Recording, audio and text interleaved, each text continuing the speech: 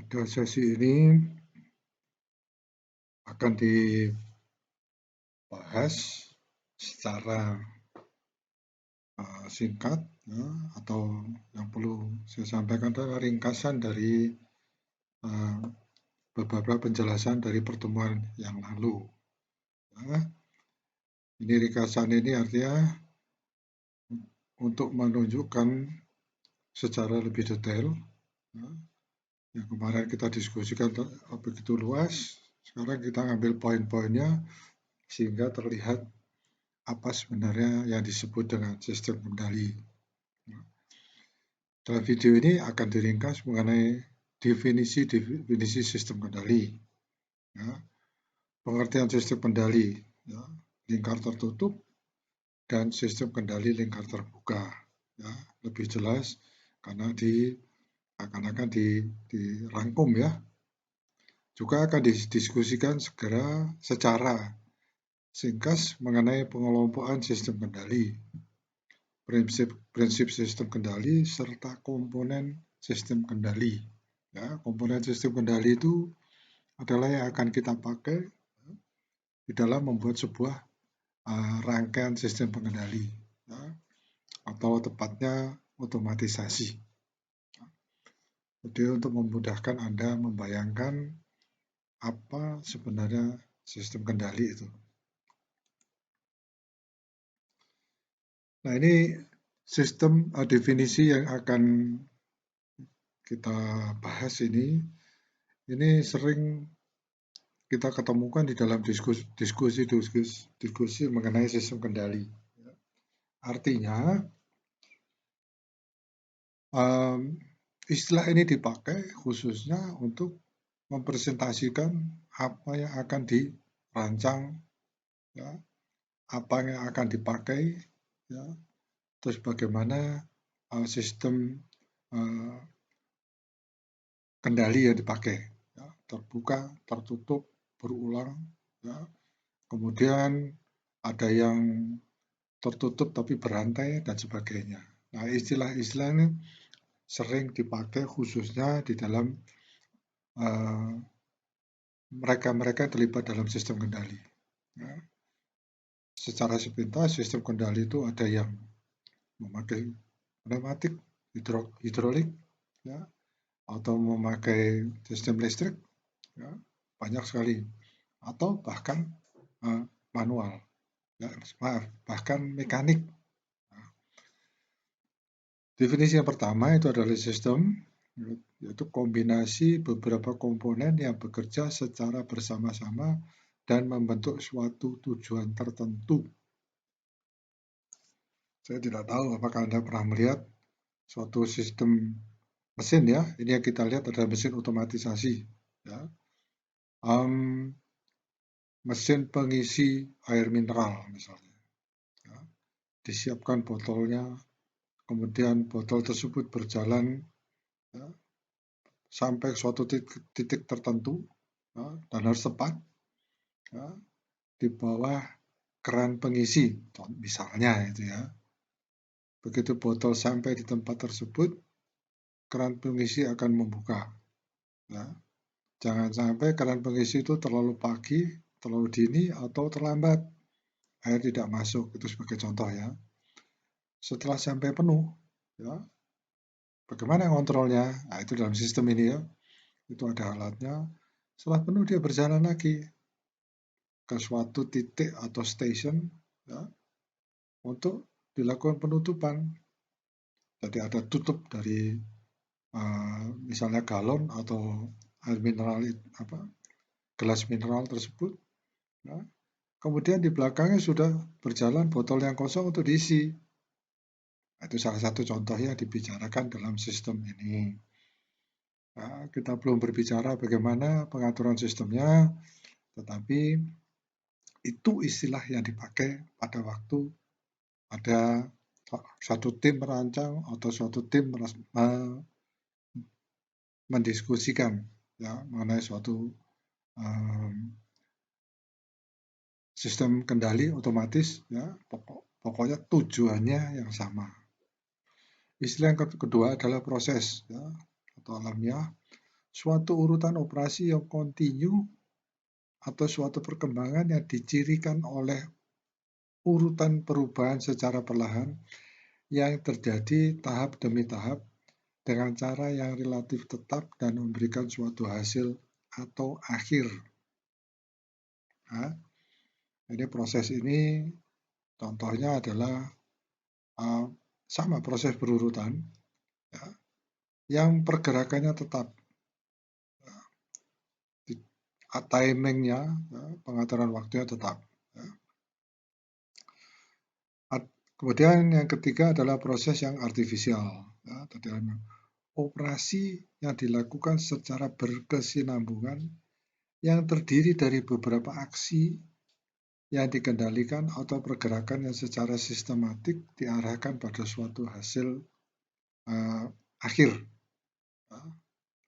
Contohnya ada mesin otomatis pembuatan baut. Ya, baut ada mur dan baut, ya, di mana yang bernama baut itu ada pembuatan kepala baut, panjang baut, pembuatan drat baut, ya, kemudian juga diameter baut. Ya, itu yang dimaksudkan. Selanjutnya disebut dengan plan. Dapat berupa bagian suatu peralatan yang berfungsi secara bersama-sama untuk membentuk suatu operasi tertentu. Ini termasuk sistem kendali tertutup, ya. Seperti contohnya sebuah mesin blow molding, plastik blow molding. Ya. Jadi membuat produk plastik yang ditiup seperti botol-botol. Ya. Nanti ada contohnya, ya, sebuah station, ya, yang terdiri dari sepasang cetakan plastik dan kemudian penggeraknya berupa aktuator, ya, dan juga pengendalinya yang berupa limit switch. Ya. Ini istilah-istilah yang mungkin belum pernah Anda dengar, tapi dalam pertemuan mendatang kita akan bahas alat-alat peralatan ini supaya kita tahu apa yang akan kita lakukan di dalam merancang dalam sistem kendali. Sistem kendali umpan balik, feedback control system. Jadi ada umpan baliknya, ya. Ini sudah kita diskusikan, tapi ini diringkas. Sehingga kemarin pertemuan kita yang berumpan balik itu kita bahas agak panjang, tapi ini secara singkatnya. Sistem kendali yang punya elemen umpan balik yang berfungsi untuk mengamati keluaran yang terjadi untuk dibandingkan dengan masukannya yang diinginkan. Apa ya definisi ini? Contohnya adalah sebuah peralatan disebut dengan thermocontroller. Nah, thermocontroller itu adalah sebuah alat untuk melakukan setting, ya, untuk menjaga supaya temperatur suatu objek yang kita inginkan itu menjadi tetap sesuai dengan yang kita inginkan. Contohnya, saya inginkan temperatur benda yang saya panasi itu, saya berikan temperatur supaya dia akan sampai pada suatu temperatur tertentu. Misalnya 100 derajat, ya stop, dia tidak akan naik lebih. Turun sedikit, pemanasnya akan menyala. Ya. Tolong Anda lihat, misalnya di setrika, ya, itu ada. Diatur temperaturnya untuk kain silk, diatur temperaturnya untuk kain yang wool dan sebagainya. Nah, itu yang disebut dengan sistem kendali umpan balik. Pengertian sistem kendali lingkar tertutup. Nah, ada mesin plastik blow molding, ya, mesin plastik injection molding, mungkin Anda belum pernah dengar atau pernah dengar tapi tidak terlalu tahu cara kerjanya. Ya, kemudian ada yang ketiga, traffic light. Ini sengaja saya tampilkan karena nanti kita akan membuat suatu sistem pengendali yang lingkar tertutup. Contohnya, ini tadi yang saya katakan, ya, ini ada sebuah perangkat, ya, ini yang disebut dengan carrier. Ya. Ini ada cetakan setengah cetakan botol kiri dan kanan. Ya, nanti mungkin kalau saya sempat saya akan tunjukkan animasinya untuk kesempatan yang lain supaya Anda ada bayangan apa yang disebut dengan blow molding machine. Ada cetakannya, di mana cetakannya bisa diperintahkan buka dan tutup yang dilakukan oleh aktuator ini ya. Aktuator ini berupa aktuator bisa pneumatik maupun hidrolik. Nah, dia dorong masuk sehingga cetakannya tertutup. Ya. Kapan cetakannya ditutup ya, dan kapan cetakannya itu dibuka. Nah, itulah yang menjadi tugas Anda sebagai seorang desainer sistem kendali sebuah mesin plastik blow molding. Ya, ada lagi yang injection molding mirip, ya, hanya proses feeding plastiknya berbeda. Ini ada aktuator membuka tutup, ini ada aktuator untuk membawa carrier ini naik, ya, dia akan naik sampai suatu ketinggian tertentu, ya, untuk keperluan tertentu. Belum bisa saya jelaskan. Ya, yang penting di sini Anda lihat dulu, ini ada sebuah cetakan yang bisa buka tutup. Kapan dibukanya, kapan ditutupnya, itu Anda yang atur sesuai dengan keperluan mesin tersebut. Ini traffic light. Ada merah, kuning, dan hijau. Ya. Yang bernama traffic light itu tidak pernah berhenti kecuali dimatikan. Dia berjalan terus. Pada waktu merah Anda tidak boleh, Anda harus berhenti, ya, di garis pemberhentian. Begitu kuning, siap-siap untuk maju. Hijau baru Anda boleh berjalan. Ya. Nah, ini berjalan terus, berputar terus. Nah, ini yang disebut pengaturan dengan pengertian sistem kendali lingkar tertutup. Setelah hijau, dia ke merah lagi. Ya. Atau mungkin ada yang hijau ke kuning dulu, kuning ke merah, ya. Dan seperti itu. Itu tergantung sistemnya. Ya. Pernah saya melihat traffic light dari merah ke kuning, dari kuning ke merah, ke hijau. Dari hijau kembali lagi ke kuning dia. Ya. Pernah juga saya lihat dari merah, kuning, hijau, langsung dia ke merah lagi. Ya. Banyak pertimbangan di dalam membuat suatu kendali traffic light ini. Nah, itu dilakukan sesuai dengan kebutuhannya. Siapa yang melakukan? Ya Anda yang ahli dalam sistem kendali ini. Ya. Baik, ini ada beberapa itu yang ingin saya perkenalkan. Ya. Sebuah magnet plastik tadi kita sudah lihat, ya, cetakan yang terbuka ini. Tadi yang pertama tidak ada yang disebut dengan limit switch ya. Limit switch itu adalah suatu switch pengendali, pembatas. Ada 1, 2, 3. Ya. Limit switch ini sepintas saja, fungsinya adalah untuk membatasi gerakan. Ya. Cetakannya tidak akan membuka lebih lagi kalau dia sudah menekan limit switch ini bisa diatur. Ya. Tuh, kenapa Pak diatur misalnya? Tergantung tebal cetakan ini. Ya. Kalau cetakan ini misalkan membukanya cukup, misalnya 10 cm, tak perlu kita membuat dia membuka 15 cm. Ya, karena itu akan memakan waktu. Ya. Jadi kita bisa mempersingkat proses.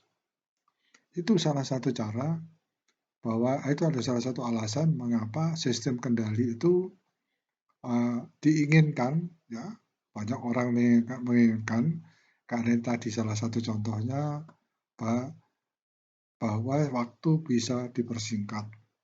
Ya, pembukaan hampir dipastikan bisa tetap tidak terlalu membuka secukupnya, ya, secukupnya sesuai dengan kebutuhan. Kalau manual mungkin bisa terkadang berlebih, bahkan mungkin kadang kurang bukanya, ya, sehingga harus melakukan suatu action untuk kedua kali yang tentunya memakan waktu. Cetakan ini adalah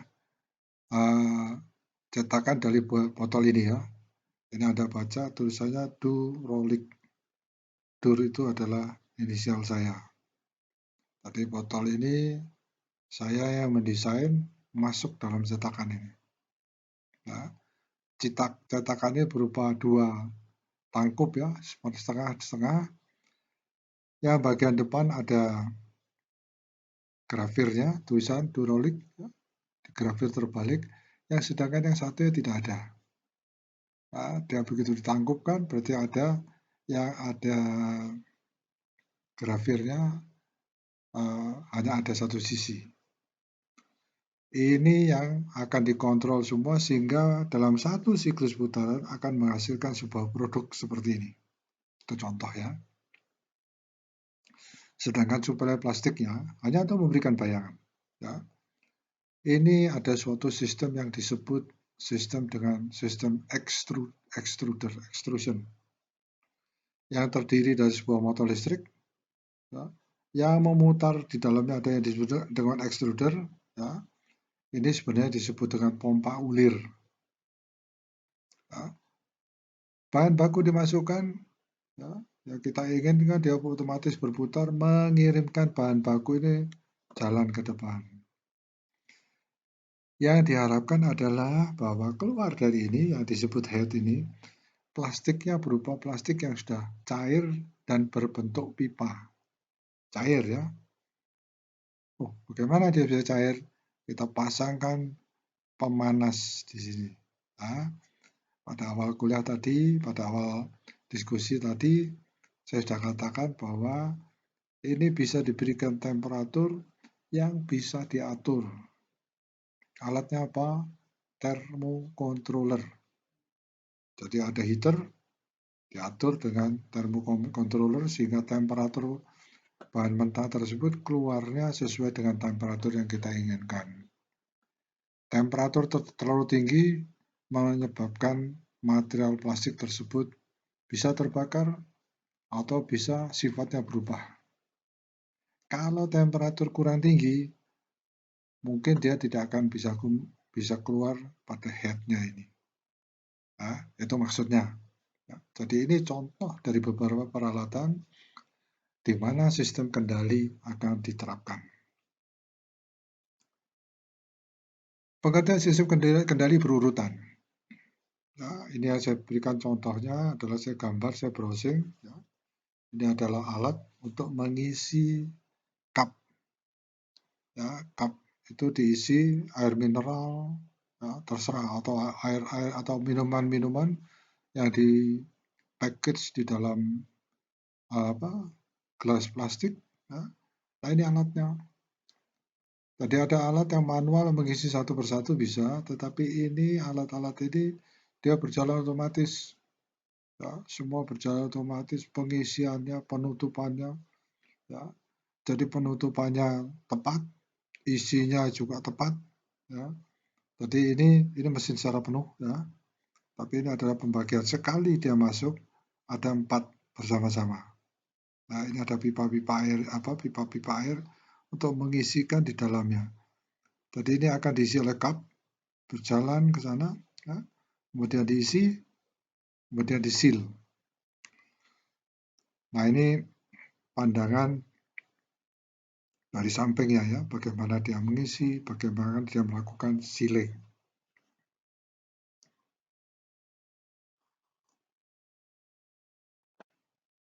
Ini saya mengenai pengisian gelas mineral. Saya kira Anda mungkin pernah lihat di TV ya, bagaimana tabung galon air minum mineral itu diisi secara otomatis. Ya, ini pengertian sistem kendali berurutan, tapi tidak berulang. Ya, seperti mesin plastik tadi berulang. Ya, setelah produk jadi, dia akan membuat ya. Ini sistem ini juga bisa dianggap berulang, ya, tetapi dia masih terbuka. Ya. Tapi Anda sebagai seorang ahli kendali tidak perlu memikirkan sedalam itu. Yang penting Anda tahu apa yang Anda ingin lakukan, ya, apakah itu tertutup, terbuka, itu hanya pengetahuan. Ya. Sehingga suatu saat kalau memang betul-betul yang terbuka atau tertutup, ya, Anda sudah tahu apa bedanya, apa yang Anda harus lakukan. Ya. Sistem terintegrasi. Sistem kendali merupakan bagian integrasi dari sistem kehidupan modern dari kehidupan modern saat ini. Sebagai contoh, kendali suhu ruangan. Kalau Anda set 20 derajat Celcius, air conditioning akan tetap hidup otomatis sekitar temperatur itu. Anda pakai mesin cuci, ya Anda set berapa kali dia berputar. Ya, kenapa saya berikan sini mesin cuci? Karena mesin cuci itu memakai sistem otomatis yang sebagian masih dikendalikan secara mekanik. Apa Pak yang dimaksudkan? Kalau Anda tahu yang disebut dengan timer atau pemaktu, ada yang sudah sistem listrik. Nah, tapi di mesin cuci itu masih mekanik ya. Kita mendengar ketukannya itu seperti timer atau stopwatch yang dikendalikan oleh sebuah pegas. Nah, meskipun pada bagian pool-poolnya, sambungannya, itu dihubungkan dengan listrik. Ya, artinya dihubungkan listrik otomatis mematikan atau menghidupkan motor listrik yang memutar mesin cuci tersebut. Nah, ini yang robot. Robot itu bisa sementara harus ya merupakan kombinasi antara mekanik dan elektrik. Pesawat, kalau pesawat terbangnya dulu masih memakai kawat-kawat, ya, sekarang sudah pakai ya kawat artinya kawat ya untuk menarik rudder pesawat, mengubah posisi dari airfoil sayap pesawat, ya itu masih boleh dikatakan masih mekanik. Ya. Sedangkan sekarang sudah sistem otomatik, ya, ada pneumatiknya, ada motor listriknya, ada juga hidroliknya, ya, dan lain-lainnya. Nah ini ya nanti akan dipakai manusia. Manusia bukan satu-satunya pembuat sistem kendali otomatis. Justru secara alami telah ada, baik di tubuh manusia ini sendiri maupun di alam semesta. Ya. Artinya kita itu memikirkan otomatis, tetapi sebenarnya kita diciptakan sudah menjadi semuanya itu otomatis. Ya. Saya tidak bisa membayangkan kalau Anda harus bekerja 24 jam satu hari. Ya, Anda harus bekerja 7 kali 24 jam dalam seminggu. Tidak pernah beristirahat. Seperti jantung Anda. Luar biasa pencipta kita itu. Semua otomatis. Ya, begitu kita melakukan penyimpangan, sudah ada sensor yang mengatakan badanmu kurang baik. Ya, kolesterolnya terlalu tinggi misalnya gitu ya. Itu sudah ada sensornya semua. Ya, gula darahmu terlalu tinggi. Ya, sama pencipta kita dibuatkan cairan ya, untuk mengurangi gula darah. Wah, ya, saya tidak perlu menyebutkan itu, tapi semua itu otomatis ya. Sampai karena kita melihat bahwa semua sistem di tubuh kita otomatis, berani-beraninya kita ingin membuat jantung sendiri. Ya, saya nggak tahu ya, mungkin sudah agak gagal ya, ada orang-orang yang gagal melakukannya ya. Atau mungkin juga ada yang bisa melakukannya, tapi tidak sehebat, tidak sebagus yang dilakukan pada kita yang diciptakan oleh pencipta kita. Memang Tuhan kita luar biasa. Ya. Contohnya, ya, pankreas yang mengendalikan kadar gula dalam darah. Tadi saya sebutkan ya. Yang dihasilkan itu apa sih? Kita cuma tahu insulin. Itu ya. Nah, pencipta kita sudah tahu manusia ini sering tidak bisa dikendalikan, ya, sehingga sudah dibuat suatu alat pengatur. Mekanisme berkeringat ketika kepanasan untuk mempertahankan suhu tubuh. Oh, iya, kok bisa berkeringat ya? Oh, untuk mendinginkan tubuh yang panas, temperaturnya naik. Pergerakan mata saat melihat sesuatu, ya. Peredaran seluruh benda di angkasa, luar biasa. Dengan sistem kendali memungkinkan variabel yang ingin dikendalikan dapat mencapai nilai yang diinginkan dengan mekanisme umpan balik dan pengendalian. Nah, itu contoh-contoh yang uh, di apa yang kita alami, ya, yang bisa dilihat dalam kehidupan manusia. Sistem stabil. Dengan sistem kendali dimungkinkan adanya sistem yang stabil, akurat, dan tepat waktu. Nah, sekali lagi saya ingatkan ya, bahwa dalam video ini yang kita diskusikan adalah rangkuman dari pertemuan kita yang lalu, ya, supaya dari rangkuman tersebut kita tahu poin-poin penting apa sebenarnya yang ada di dalam sistem kendali. Ya. Sistem kendali dapat dirancang melakukan pengendalian secara otomatis. Ya pasti itu yang kita inginkan. Ya, manusia ingin melakukan itu. Di industri banyak dijumpai aplikasi sistem ini menggunakan yang disebut dengan Programmable Logic Controller (PLC). Ya, PLC ini adalah modernisasi dari sistem kendali. Ya, meskipun ada bagian-bagian yang tidak bisa ditinggalkan. Contohnya penguatan. Ya, yang disebut dengan PLC itu ada beberapa yang membayangkan bahwa kita akan meninggalkan peralatan yang disebut dengan limit switch, peralatan yang disebut dengan magnetic switch atau relay. Nah, itu tidak bisa ditinggalkan. Ya. Controller ini, PLC ini hanya mengecilkan sistem kontrolnya, tetapi sistem kendali pada permesinannya sendiri masih menggunakan peralatan-peralatan yang disebut dengan hidrolik, pneumatik, dan listrik. Nah, masih terlihat yang disebut dengan relay, bentuknya yang besar. Nah, karena itu berhubungan dengan arus listrik yang harus bisa dilewati. Nah, nanti akan kita diskusikan lebih lanjut ya. Sistem kendali dapat dikatakan sebagai hubungan antara komponen yang membentuk sebuah konfigurasi sistem yang akan menghasilkan tanggapan sistem yang diharapkan. Ya, contohnya kita mengangkat batu yang besar nggak bisa gitu ya, susah gitu ya, berat sekali.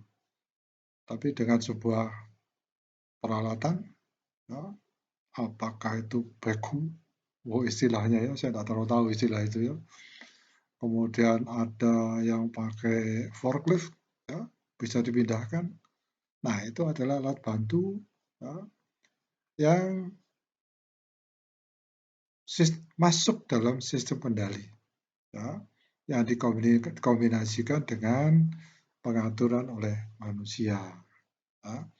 Mungkin boleh dikatakan bahwa itu semi sistem kendali, semi otomatik, ya, masih butuh intervensi dari manusia.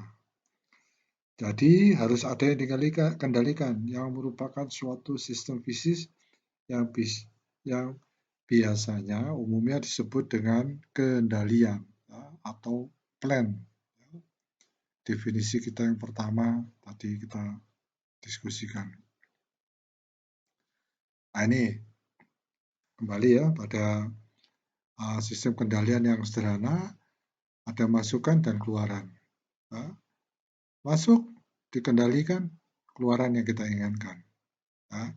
Kebanyakan yang kita diskusikan itu adalah selalu ada 3 bagian utama ini. Ya. Alat ukur ada masukan, ya. Masukannya berupa sensing, ya, yang meraba, ya, yang bersentuhan dengan benda kerja. Kemudian ada pengubahnya. Kenapa diubah pengubah? Supaya manusia bisa melihat, merasakan dengan inderanya. Ya. Di bagian yang ketiga yang berupa keluaran ini yang disebut dengan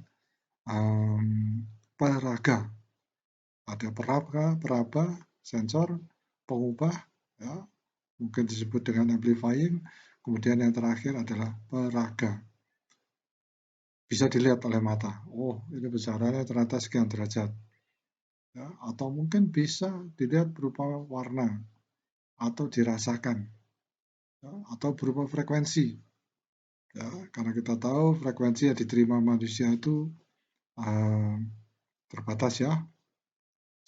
Kalau semua frekuensi bisa kita dengar, saya tidak bisa membayangkan semuanya masuk, ya, sehingga kita bingung ini yang mana ini yang harus kita perhatikan.